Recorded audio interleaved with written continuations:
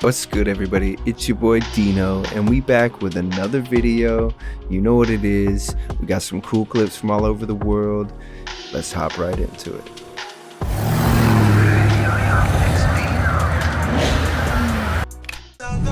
Check this video out with me and stick around to the end. Have you ever asked the question, if it took apes 7 million years to evolve into humans, we should have found millions of ancient human remains up until this point, but we have yet to find any of them, only since the last 10,000 years. Let's go ahead and play it. Population size over time, going all the way back to, they believe way before the Bible says the world was created. But essentially, there's about 1 million people alive across the world for tens of thousands of years, and all of a sudden somebody invents farming, and that means that extra population can be handled because there's more food, and all of a sudden the population does that, and we have 7 billion people today. And how come the people with the same genes back here, who were just as smart as people here, they didn't think of planting something in the ground and harvesting it the next year? This is really magic back here. Right. Taking that thought, I applied that to a biblical idea where this is the flood, this is today. And starting from those 6 people, all you have to do is double the number of people every 156 years, and you arrive at 7 billion people after 4,500 years. Just about any model that has any growth at all, you can get this many people in those many years. So the human population size actually is a biblical human population size. If evolution was true and we existed for so many thousands of years before that, there should be trillions of people. Not that it's possible. Yeah. Or someone should have invented farming earlier than that. Or another way to ask it is this. If 1 million people live for about 1 million years, where are the trillions of bodies? That's a really good question. They don't exist. There's no bones down there. Yeah, there are some ancient bones we found, great, but those are post-flood people. Right. There should be millions upon millions upon millions of cemeteries, old villages, and remains of people, and we don't find them. I believe it's because they didn't exist. That's a fair point. We don't find them, so. This spa that does nails and hair and stuff, but they had a massage place in the back that was selling children out of it. It was a front for this place selling children. So that federal agent goes, oh crap, says it's closed down. They must have got tipped off that we were coming, that the whole place is closed, so the spa's not even there anymore. And I said, no, stop, because I could feel it. I knew there were still children there. I knew it. I'm looking at this place that the kids used to be, this spa area, and there was a restaurant. Felt I need to go in there. I went into the restaurant. I went right to the manager and I said, hey, friends told me about a massage place here. I said, is this still here? And he said, you got an appointment? Freaking knew that place was still there, right? I said, no, I don't have an appointment. He goes, oh, I don't know anything about it. I'm like, I went out front, different people walking by, and I'm just listening. There was this lady that was walking. She felt differently to me. I walk over to the lady and I said, hey, you can help me with something? And she goes, what? I have an appointment for a massage here. It looks like they closed down. She goes, you have an appointment? I kind of lied. So yeah. And she makes a phone call, and a few minutes later, these big steel doors open. This madam is there. Me and my operators go in, tell her what we're looking for. She takes us up and around. We knew we were being watched. Yeah, that guy's got a lot of crazy stories, man. That's just part of one. Humans are not built to thrive under a transactional framework because we don't think, feel, or grow linearly. And yet, most relationships are Newtonian in nature. They're usually built on the linear premise of, what can you do for me? This line of questioning is designed to protect us from various downside risks, and it's a valid protection. But they don't capture the infinite upward potential of human connection, and that's a risk in and of itself. This is where quantum relationships come into play. Quantum relationships are those that accelerate us without always coddling our feelings. These are the relationships that illuminate, inspire, and challenge our perception of the world as we know it. And this is anything but comfortable because they point us to an alternative path by helping us rewrite our personal history. So if you're aiming for linear and safe results in your life, sure, terminate any connection that slightly inconveniences you. But if you want your mental emotional real estate to open to new possibilities, then instead of asking, what can you do for me, start asking, what do you see that I don't? It's a good thing to think about right there. It's pretty cool. Are you alright? Thank God. Are you okay? Dude, I think I lost it. I don't know. I think it's right behind me. I'm not sure. What is it, dude? What is it? I don't know. I couldn't You need figure to. out what it was. Jump! Come on, get down here with us. You'll have to jump, Come on, Tom. get You cannot jump. This is too high. Dude, if you don't jump, it's gonna get you. You have to jump. Oh my God, stop! Huh. Come on, Tom. Come on, swim, man. Swim, Tom. Swim. Swim. Oh my God, did you see it? No. No, we've not seen it. That's kind of how I feel. No, we did not seen it.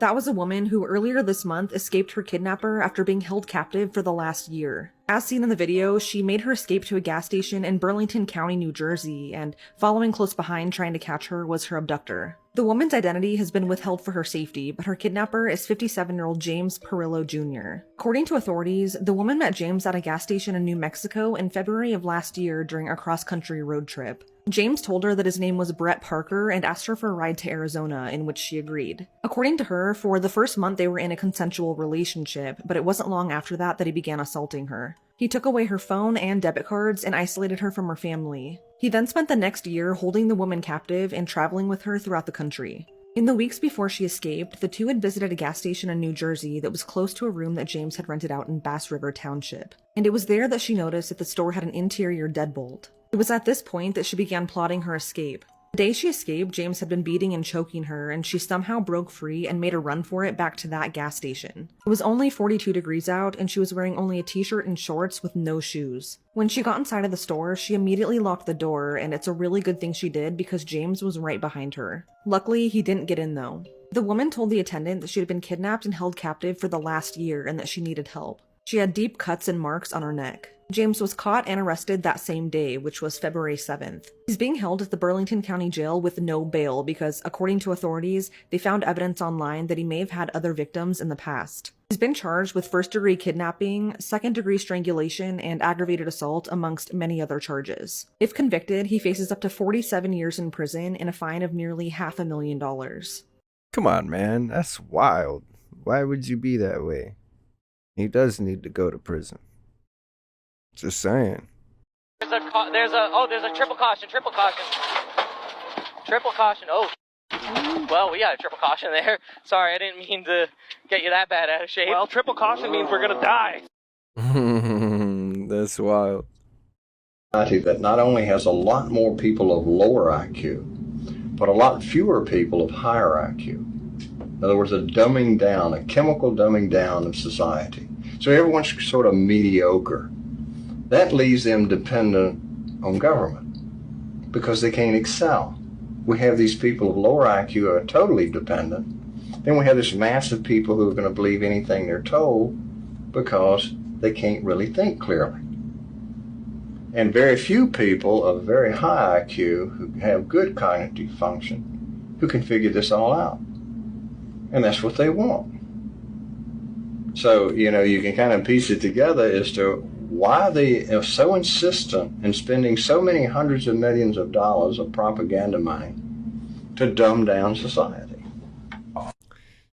Look at the ingredients in the food that you are purchasing, because that is one of the largest ways that they are doing it. Because we didn't go there, and that's the way it happened. And if it didn't happen, it's nice to know why it didn't happen. So in the future, if we want to keep doing something, we need to know why something stopped in the past that we wanted to keep it going. And you can see the real location of the camera and the very bright and near Earth out the window. 10 or 11 years ago, I stated to various scientists that the moon is not a piece of rock, but it is plasma. The Americans and Russians are thinking of landing men. Well, that will never happen, never happen, never happen. Sometimes it's got something called a lunar wave. There are many videos showing the moon with a lunar wave. We don't know what that is. It's all a mystery. Do you believe it could possibly land on it? Absolutely not. You know, you've got a P900 camera now you can buy, and you can zoom in to the moon. That's supposed to be, by the way, 238,000 miles away in deep dark space. It's sometimes translucent. You can see through it. Whether you believe we went to the moon or not, everybody believes that there's a debate about it, right? Now, if you really have an open mind and you want to get to the bottom of it, let's have an open mind. Let's get to the bottom of it, and let's take it to trial. First thing we got to do is examine the evidence. And the defendant, the government, says we destroyed all the evidence. I'd go to the moon in a nanosecond. The problem is we don't have the technology to do that anymore. We used to, but we destroyed that technology, and it's a painful process to build it back again. You destroyed the evidence? Why would you destroy all that precious evidence of the greatest achievement of mankind? These guys are fucked. They destroyed the evidence? Okay, it's on now. It would be an open and shut case. It's a painful process to build it back again.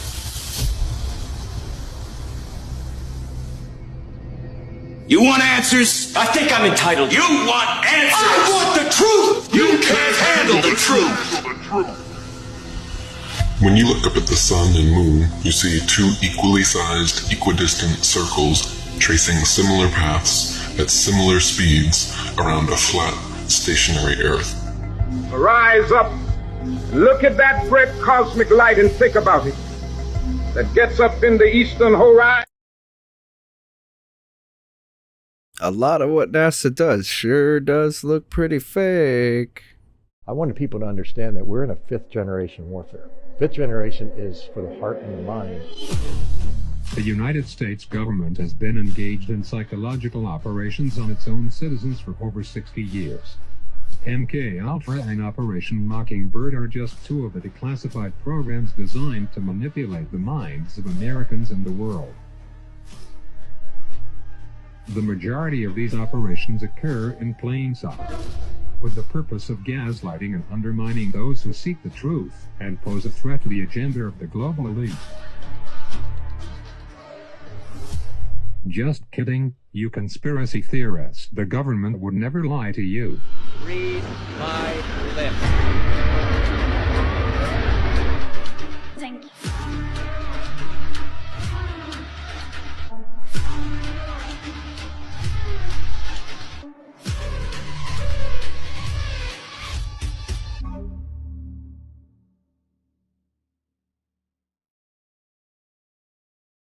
What you think about that? That's pretty creepy. Ladies and gentlemen, brace yourselves for an incredible...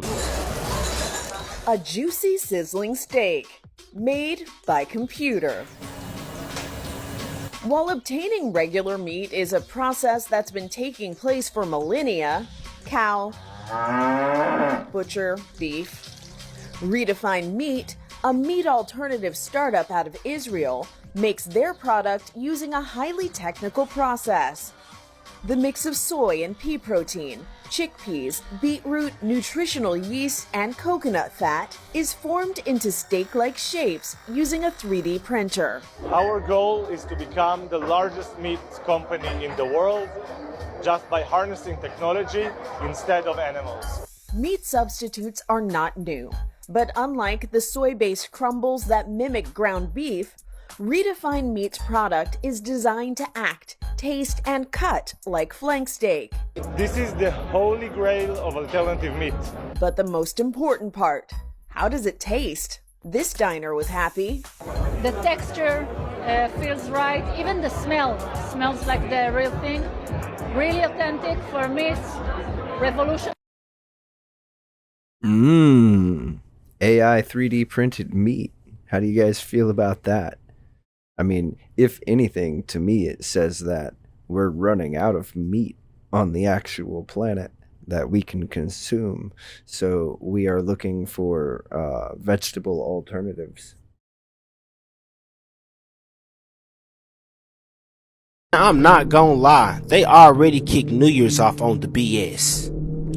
Now y'all can't tell me y'all don't get no ominous feeling from this. They releasing smoke around this building, right?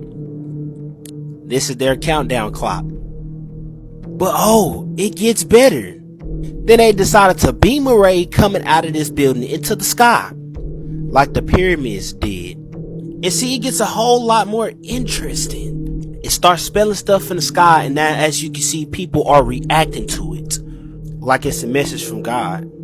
Y'all remember we seen something similar to this at the Game Awards show, where they had something pop up in the sky while they was using the smoke. Now, I'm not saying that it's Project BB, but this is definitely interesting. Yeah, 2024, it's about to be a movie. Definitely interesting. Like, imagine if they used those projection systems to, like, display, like, a movie in the sky. I mean, that's a cool use for it. But, of course, that's not what they're trying to do with it. Here are 10 unusual predictions for the year 2024. Number 1. Underwater cities. Advancements in technology might see the early stages of experimental underwater living spaces for research or tourism purposes. Number 2. Human-AI hybrid art. Collaborative artworks created by humans and AI could become a new trend, blurring the lines between creativity and technology. Number 3. Bioluminescent urban lighting. Cities experimenting with bioluminescent plants for street lighting, creating eco-friendly and visually stunning landscapes. Number 4. Quantum computing. Breakthrough. A significant leap forward in quantum computing might pave the way for solving complex problems currently deemed unsolvable. Follow for part 2. Yeah, those are all some pretty interesting things. Every book in the libraries, every book in the colleges, every book in the universities, every book on this planet is misinformation, which is initiated by the Draco Reptilians as far back as 6,000 years ago. There's many, many, many different species of extraterrestrial who are here. All of them have the ability to make them so you can't see them. If what this man is saying is true, could this be the reason as to why humanity seems to always be stagnant in terms of how we interact with each other? Almost like preschoolers. What do you think? TikTok, this is for entertainment purposes only. Draco people, the ones you see that look like us, that's not what they are. They're 9 feet. They have the ability to control our mind and make them look like humans. They're all over the planet. This is very hard for most people to accept.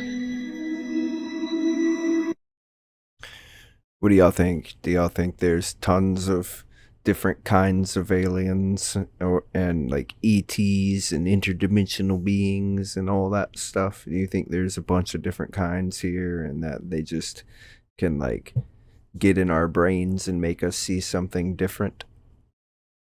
It's a weird thing to think about. Agent just revealed. What I'm here to tell people is that when Project Bluebeam is used, again, it's not going to be by the United States. It's not going to be by national. It's going to be by global government. They're the ones who are going to use this stuff. And it's going to be not just a bunch of pretty holograms. They're going to be using it for religious figures. They're going to have Jesus in the sky, but it's not just going to be holograms. There's going to be voice-to-skull technology. It's also going to be used. They're going to be able to have these figures speak to every human being on the planet.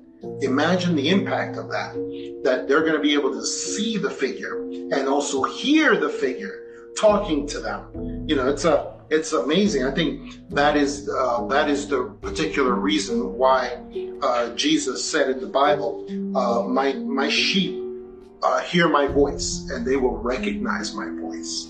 And I think I think that was an anticipation of when this operation goes forward. And it's going to go forward in conjunction also with the great fake alien invasion. It's going to go forward with that.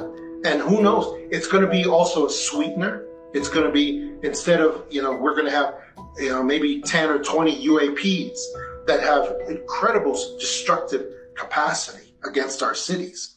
But then with Project Bluebeam, they can make those appear like 2 or 3 or 400 UAPs. See, that's what they can do. And also these holograms, we call them holograms because that's the word that we know. But they're going to probably have the capacity for noise, for sound, for solidity, temporary solidity as well. And then you can say, well, but then that's not a hologram. Well, yeah, it's probably going to be something that is several steps above a hologram as well. So these are the things that we're facing. And these things are going to be faced all at once. That's the reason why I try so hard.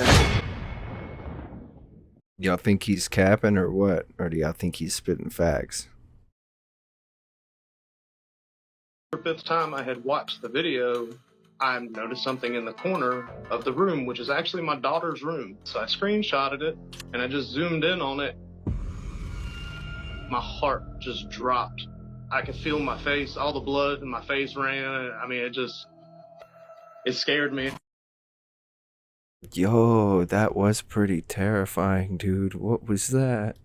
Google's quantum computer, Sycamore, did something that's going to break your brain. Once again, it achieved quantum supremacy by performing a calculation within a few seconds that Frontier, the most powerful supercomputer in the world, would take 47 years to complete. This is something similar to what Google did in 2019 with 53 qubits. But this time, Sycamore performed the task with 70 qubits.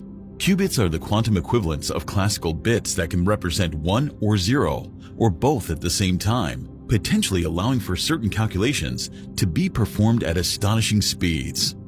Quantum computers are still in their early stages of development, but the progress that Google has made with Sycamore is a major step forward for quantum computing. It shows that these machines are becoming more powerful and capable, and it suggests that they could soon be used to solve real-world problems. To get regular technological updates, follow The Secrets of the Universe. What do you guys think about quantum computers? I find them super interesting. I've watched tons of content on them.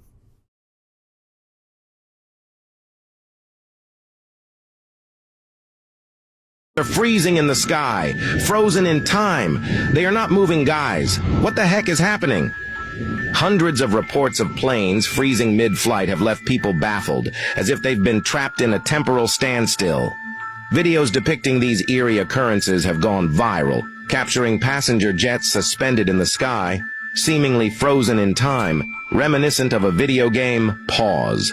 The question on everyone's mind is whether this is a glitch in our reality, akin to the hypothetical Matrix. Could it be that the very simulation in which we live is unraveling, unveiling itself to us in bizarre and chilling ways? Such sightings have left many speculating about the nature of our existence. While scientific explanations may ultimately emerge, for now, the mystery persists, and these astonishing moments continue to fuel theories about the phenomenon. So is this a glitch in the Matrix? Well, I'll let you decide. Planes are just stuck.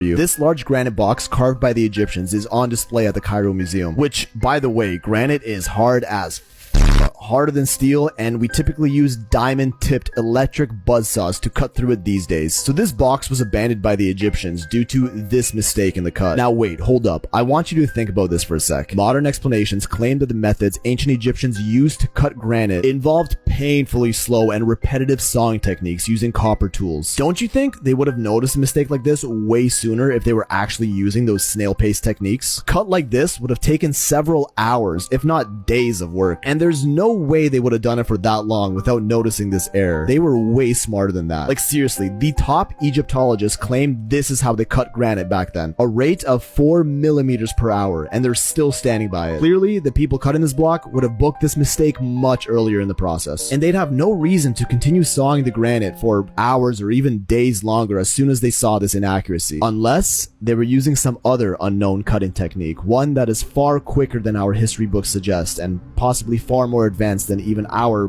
diamond-tipped buzzsaws. Hey, yo, I gotta go. I've said too much.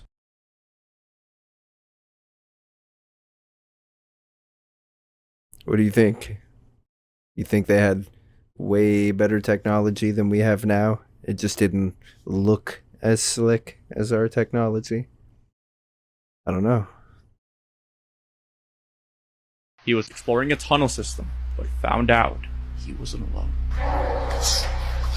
Chris from Urbix Hill traveled deep within a forest where he would find a mysterious tunnel system that stretched out for miles. As he entered the portal, he felt it was oddly quiet, followed by a feeling of being watched. While he explored deeper in the tunnel, he would see signs that he may not be alone. After following the tunnels for several minutes, he would have one of the most terrifying encounters of his life.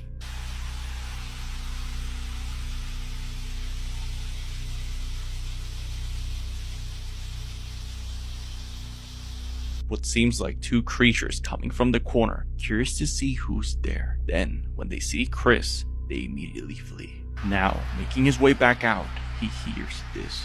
What the fuck? Freaked out, he makes his way out. I don't know, man. I wouldn't be exploring stuff like that by myself. Not in the dark anyways. Nope. Our mother has just been arrested after faking her daughter's years-long cancer diagnosis. 41-year-old Pamela Reed had collected thousands of dollars in donations before her scheme was finally discovered by a school nurse. The nurse first realized something was amiss when she noticed the daughter was not actually blind in the right eye like the mother had been claiming. It has since come out that Reed has also been shaving her daughter's hair, masquerading her around online, feeding her seizure medication, and was even planning on having a port inserted into the young girl. Just 2 days before her arrest, Pamela made a Facebook post claiming her daughter's health was deteriorating. In the post, she stated, quote, "When they told us this was going to be the biggest fight so far, we thought we were prepared, but nothing prepares a parent to see any of this. Our hearts are shattered with every single treatment, every single tear, and every single night we have to explain, why her?" The Dee Dee Blanchard-like mother is currently being held on a $50,000 bond. Yo, that's really messed up. That lady don't need to be let out, ever.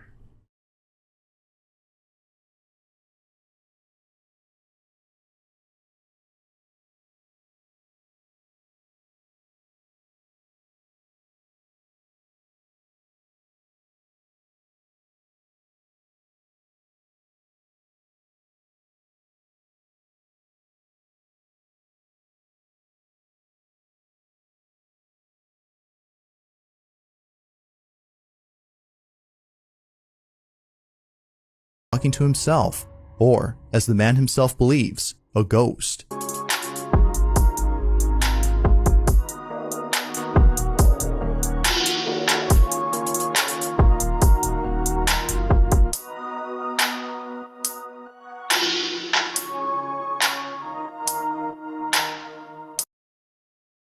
Woman right there, convicted of stabbing her boyfriend to death, only gets a slap on the wrist. She faced the possibility of life in prison for stabbing him 108 times. But the judge ruling that she had no self-control while in a cannabis-induced psychosis. Todd Pyro is live in the studio with the shocking details. Todd. This is a head-scratcher, Ainsley. The judge is sentencing 32-year-old Bryn Speecher to 100 hours of community service, 2 years probation, and the big one, no jail time. She broke down in tears after a jury convicted her of involuntary manslaughter last month. California judge claims she had no control over her actions after stabbing the victim, Chad O'Meala, 108 times. Psychiatrists in the case claim the incident was, quote, 100% caused by cannabis-induced psychosis after the 32-year-old took 2 hits from the victim's bong. She expressed remorse during closing statements, saying, quote, I wish I had known more about the dangers of marijuana. Had I known, I would never have smoked it that night or at all. Omalia's family shocked and angry over the sentencing yesterday. The victim's father accusing the judge of being biased, saying, quote, he just gave everyone in the state of California who smokes marijuana a license to kill someone. The woman and the victim were dating for only a few weeks before his death in 2018. Police arrived on scene to find Speecher in a pool of blood near the victim's body. She also attempted to stab herself in the neck before being taken away. Yo, that is absolutely wild. Do not even try to blame that on the cannabis. And yes, they are legit giving a free pass to people by doing that. That is terrible.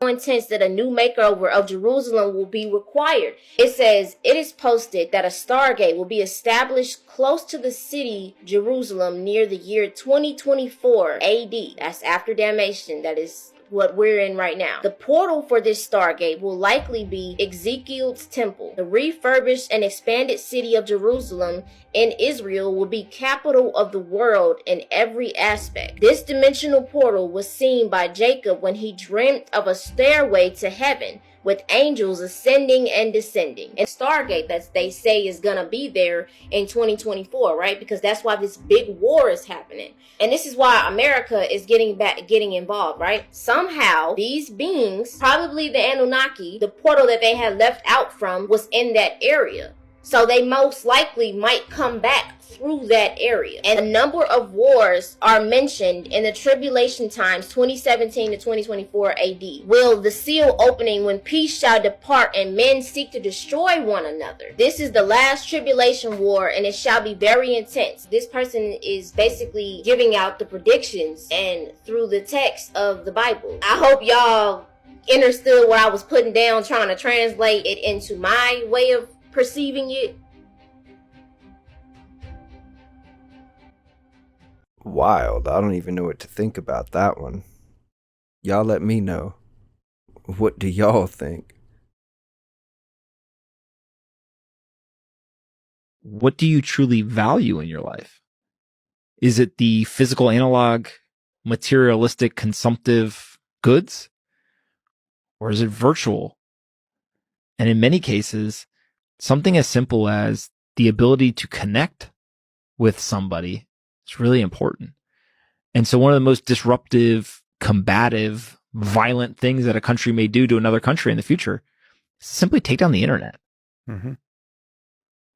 and put people in isolation. Yeah. I don't need to physically harm you if I can psychologically harm you. I don't need to... It's terrifying. Yeah, I don't need to actually convince you through a monopoly on violence, on physical violence.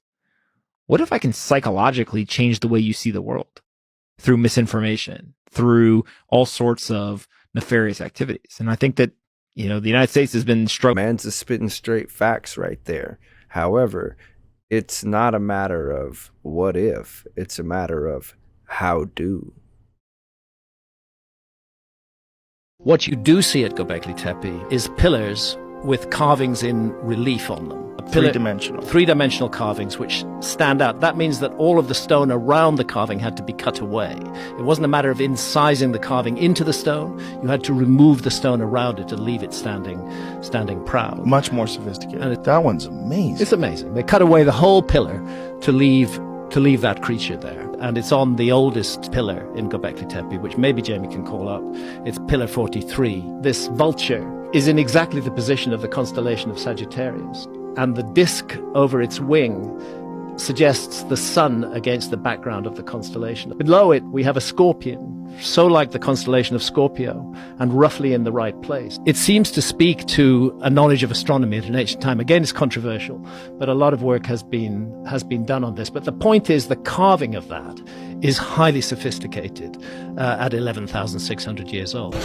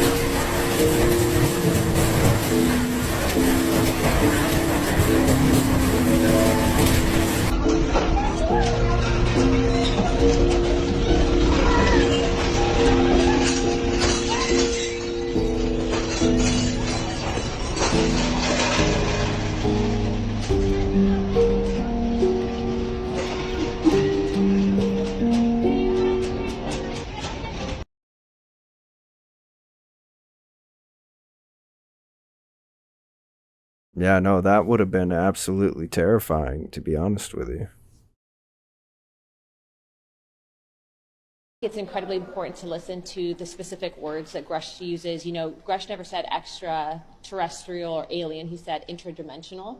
I think that that's incredibly important because those are the types of things that when we go in there, there's just certain things that I think that it's important that you guys listen to on that. I'm going to get clarification. Yes, you said interdimensional. I mean, now, what does that term, is this something that bends time and space? What are you getting at?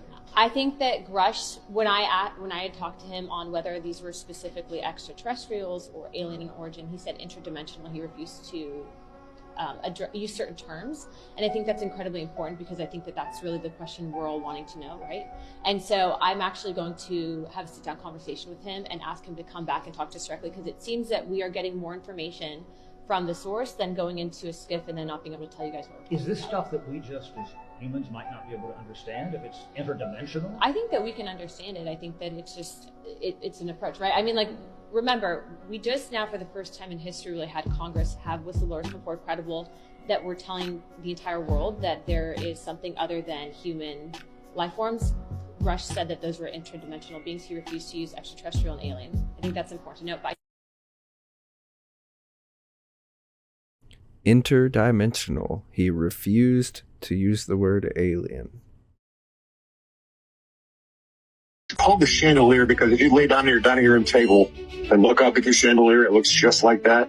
It's very thin, and the object does not circulate on its own. It is going in very small circles. It makes no sense. It is just the most bizarre structure with no purpose and with speed that has everyone across the intelligence community just asking questions and trying to figure out what this thing is. There is no wings. There's seemingly no place for anyone to sit on. It's just a bizarre shape that has a strange propulsion and disappeared immediately. I can tell you that across the U.S. intelligence community, there are people like me and David who have seen things and are asking questions and trying to figure out what we're seeing because there are no answers. And when the higher ups see these, they just find an excuse. There are many, many videos that can't be released of surveillance of other countries that we are doing with UAP all the time, especially around aircraft and around ships. He said there are many, many videos that just can't be released. Imagine that.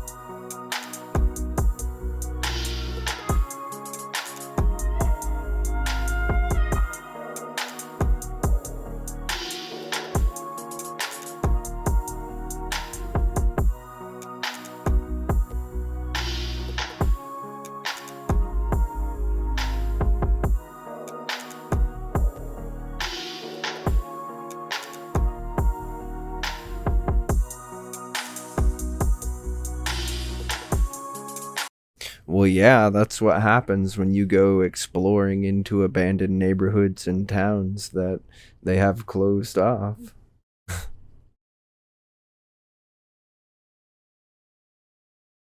Church suddenly collapsing in Connecticut. Emergency crews on the scene in New London, Connecticut tonight. Surveillance actually capturing the moment the roof and steeple, you see it coming down there on the First Congregation Church, crashing down. Officials tonight say 2 congregations actually used this church. They helped with meals for the community.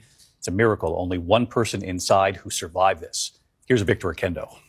Tonight, surveillance video capturing the stunning collapse of a church steeple in downtown New London, Connecticut. Possible explosion caller does see smoke. The church roof and steeple crumbling in the middle of the day, shrouding city blocks in a haze of dust.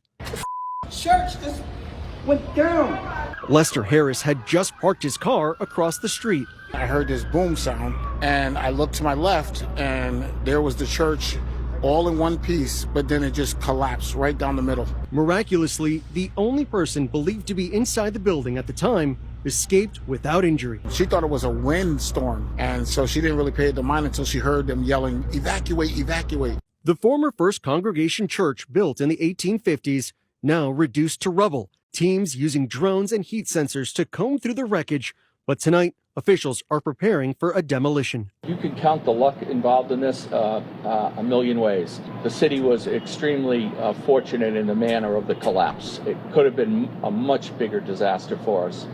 Officials were not aware of any warning signs ahead of the church's collapse. The mayor says that the building had routine fire inspections, but it's unclear if there was a recent structural inspection. David? Victor Akendo with us tonight. Victor, thank you. Yo, that sucks. It's also really good though that like there wasn't really anyone in there to get very hurt or worse. Anyways, that's all we got for today. I hope you guys had a good time hanging out. Thank you for stopping through. Hope you have a good rest of your day, morning, afternoon, evening, whatever it may be for you. And I'll see you next time. Peace.